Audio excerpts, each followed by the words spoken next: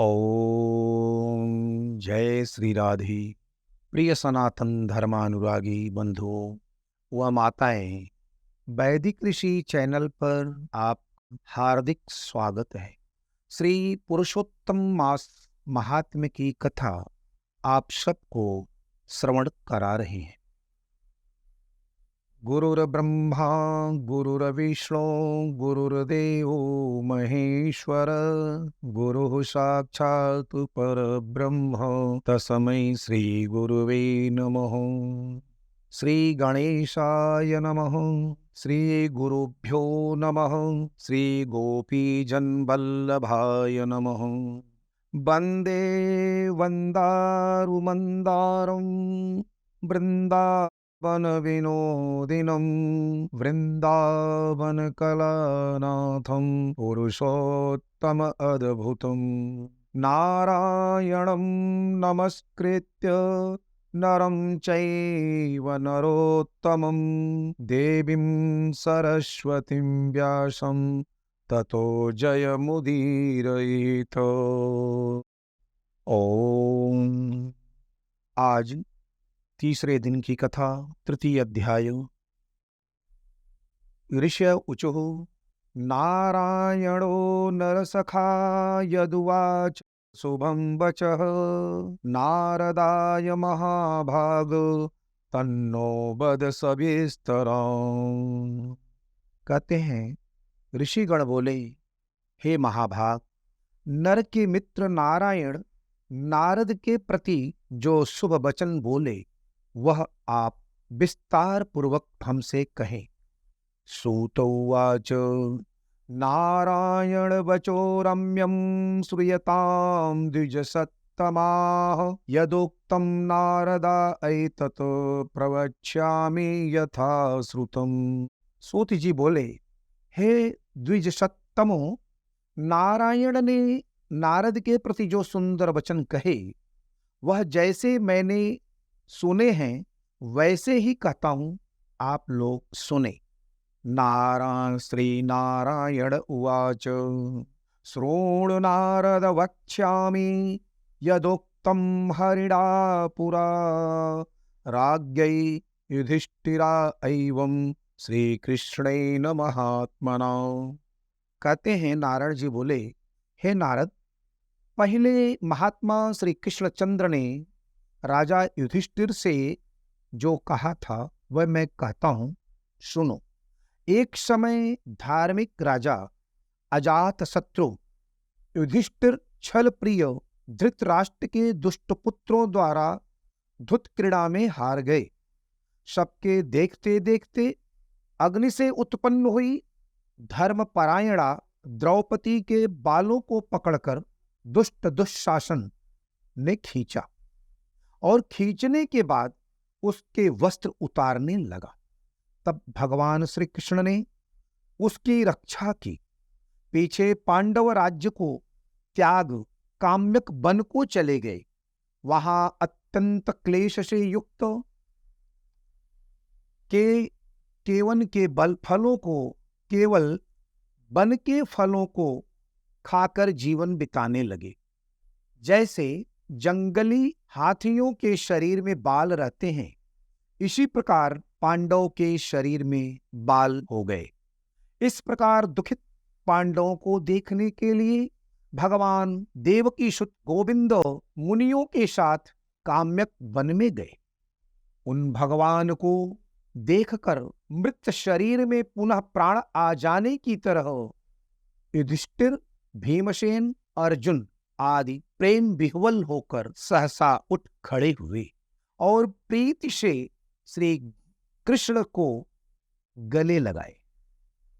भगवान श्री कृष्ण के चरण कमलों में भक्ति से नमस्कार करते हुए द्रौपदी धीरे धीरे वहां आई और आलस्य रहित होकर भगवान को शीघ्र नमस्कार किया।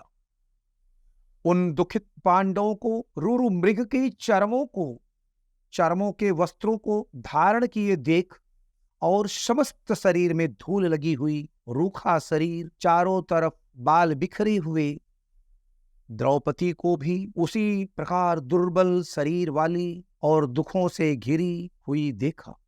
इस तरह दुखित पांडवों को देखकर अत्यंत दुखी हो भक्तवत्सल भगवान धृतराष्ट्र के पुत्रों को जला देने की इच्छा से उन पर क्रुद्ध हो गए। विश्व की आत्मा भौहों को चढ़ा गुरेर कर देखने वाले, करोड़ों काल के कराल मुख की तरह मुख वाले, धधकती हुई प्रलय की अग्नि के समान उठे हुए ओठों को दांत के नीचे जोर से दबाकर तीनों लोकों को जला देने की तरह क्षमता वाले श्री सीता के वियोग से संतप्त भगवान श्री रामचंद्र को रावण पर जैसे क्रोध आया था, उसी प्रकार से क्रुद्ध भगवान को देखकर कांपते हुए अर्जुन श्री कृष्ण को प्रसन्न करने के लिए द्रौपदी, धर्मराज तथा नकुल और सहदेव लोगों से भी अनुमोदित होकर शीघ्र ही हाथ जोड़कर उनकी स्तुति करने लगे। अर्जुन बोले, अर्जुन उवाच, हे कृष्ण जगतां नाथ नाथ नाहं जगद्वहि त्वमेव जगतां पाता मां न पासि कथं प्रभो यच्चक्षुपातने नैव ब्रह्मण पतनं भवेत् किं तत्कोपेन न भवेत् को भेदं किं की भविष्यति। अर्जुन बोले, हे प्रभु, हे श्री कृष्णचंद्र, हे जगत के नाथ, हे नाथ, मैं जगत के बाहर नहीं हूं, आप ही जगत की रक्षा करने वाले हैं। हे प्रभु, क्या मेरी रक्षा आप न करेंगे? जिनके नेत्र के देखने से ही ब्रह्मा का पतन हो जाता है, उनके क्रोध करने से क्या नहीं हो सकता? यह कौन जानता है कि क्या होगा? हे संहार करने वाले, क्रोध का संहार कीजिए। हे तात के तात, हे जगतपते, आप ऐसे महापुरुषों के क्रोध से संसार का प्रलय हो जाता है। संपूर्ण तत्वों को जानने वाले, सर्व वस्तुओं के कारण वेद और वेदांग के बीज आप साक्षात श्री कृष्ण हैं। मैं आपकी वंदना करता हूं। कहते हैं, वंदे त्वं सर्व तत्वज्ञं सर्व कारण कारणम वेद वेदांग बीजस्य बीजम श्री कृष्ण मीश्वरम त्वमीश्वरो सृजः सर्वं जगत्ते चराचरं सर्वमंगल मांगल्यम बीज रूप सनातन। आप ईश्वर हैं। इस चराचरात्मक संसार को आपने उत्पन्न किया है। हे सर्वमंगल के मांगल्य हैं और सनातन के बीज रूप हैं।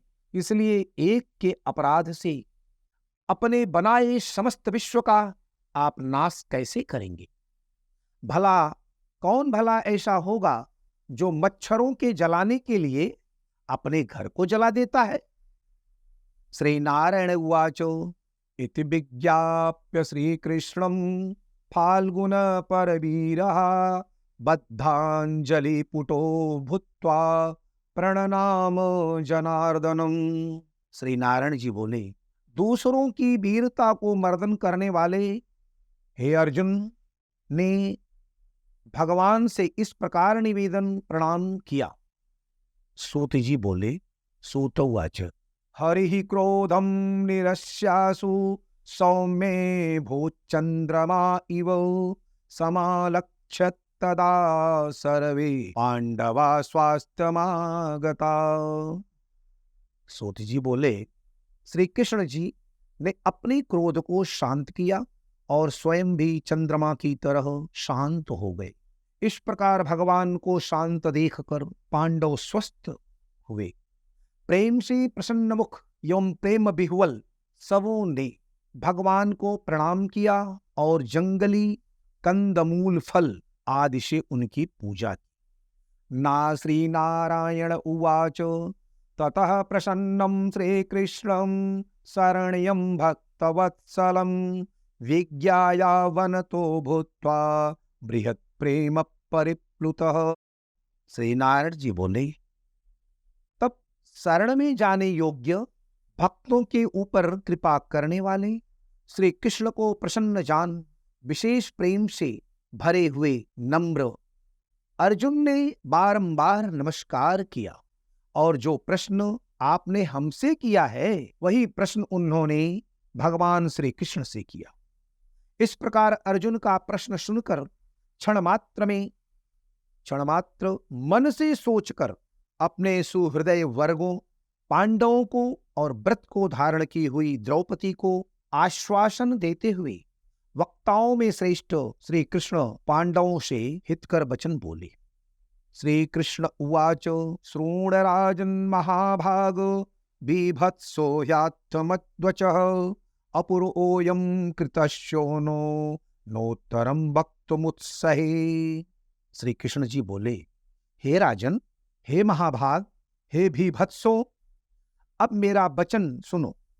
आपने यह प्रश्न अपूर्व किया है, आपको उत्तर देने में मुझे उत्साह नहीं हो रहा है। इस प्रश्न का उत्तर गुप्त से भी गुप्त है, ऋषियों को भी नहीं विदित है। फिर भी हे अर्जुन, मित्र के नाते अथवा तुम हमारे भक्त हो, इस कारण से हम कहते हैं। हे सुब्रत, वह जो उत्तर है वह अति उग्र, अतः क्रम से सुनो। चैत्रादि जो 12 मास निमेष महीने के दोनों पक्ष, घड़ियां, प्रहर, त्रिप्रहर, 6 ऋतुएं, मुहूर्त, दक्षिणायन और उत्तरायण, वर्ष, चारों युग, इस प्रकार परार्ध तक जो काल है, यह सब, और नदी, समुद्र, कुएं, बावली, गढ़ैया, तालाब, सोते, लता, औषधियों, वृक्ष, बांस आदि पेड़, वन की औषधियां, नगर, गांव, पर्वत, पुरियां, ये सब मूर्ति वाले हैं और अपने गुणों से पूजे जाते हैं। इनमें ऐसा कोई अपूर्व व्यक्ति नहीं है जो अपने अधिष्ठात देवता के बिना रहता हो। अपने अपने अधिकार में पूजे जाने वाले ये सभी फल को देने वाले हैं। अपने अपने अधिष्ठात देवता के योग के महात्म्य से ये सब सौभाग्यवान हैं। हे पांडुनंदन, एक समय अधिमास उत्पन्न हुआ।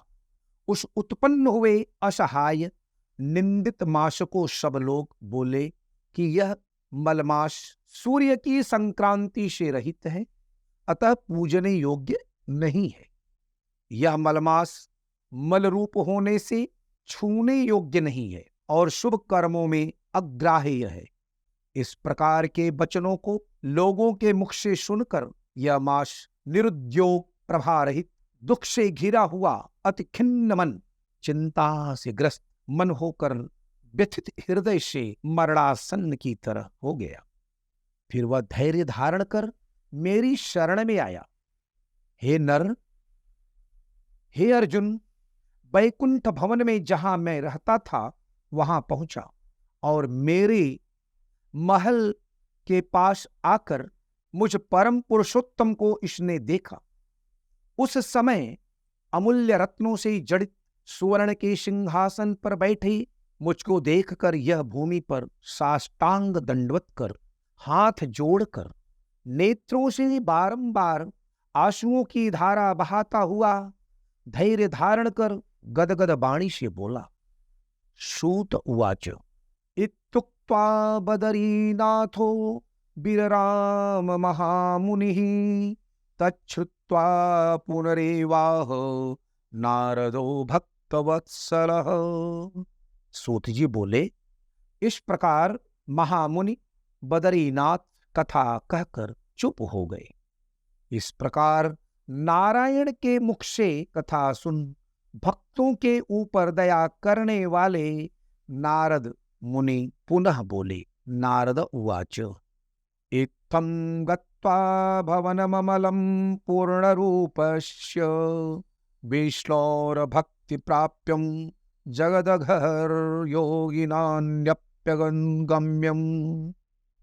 यत्रैवास्ते जगद्भयदो ब्रह्मरूपो मुकुन्दस्ता मुकुत्तस्पादाब्जं शरणमधिगतः सोऽधिमाशः किमोचे।